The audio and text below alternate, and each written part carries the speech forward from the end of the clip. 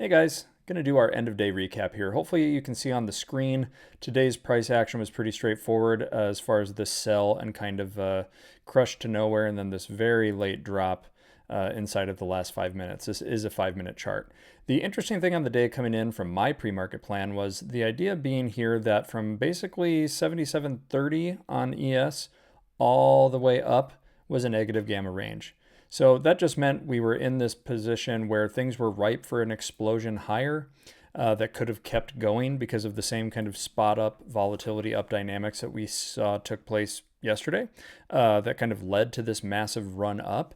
And what was really interesting is most people were probably completely caught out by the fact that we sold down today and VIX actually dropped.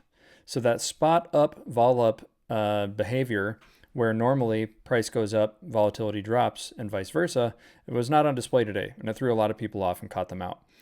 Those dynamics are what they are, right? We're in a unique situation in the market. But what was really interesting about today was a lot of what I called out in the morning about this kind of these butterfly shapes, where if you're not over something, you're kind of back at these little balance points, are exactly where we held at different points of the day. So if you look at here, if you're not over this strike, you're not going to get that move compelled to the bigger balance up here, right? That was my first trade on the day. It was actually a call spread up here.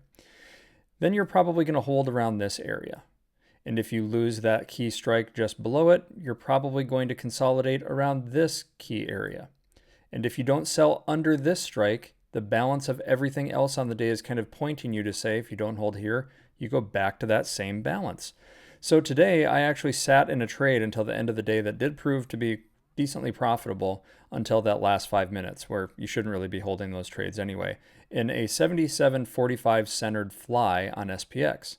So the same thing was possible from a future standpoint. If you're not actually accelerating lower, just based on the pre-market profile alone, you're probably going to drift back to this balance. And if you go higher, you're probably not going to go much higher on the day unless you can get over this key strike, because it just wants to keep you pinned around this balance. So today, pretty straightforward, right? If we can't hold over something, which this is a key strike, where does it compel you back to? Where did we consolidate and try to bounce it first, right? That balance. If you can't hold over that next area, where do you kind of come back and consolidate around, right? Same area. And if you can't hold that, you go test the bottom of that range, which obviously was quite supportive, and then you're likely come back to find a balance.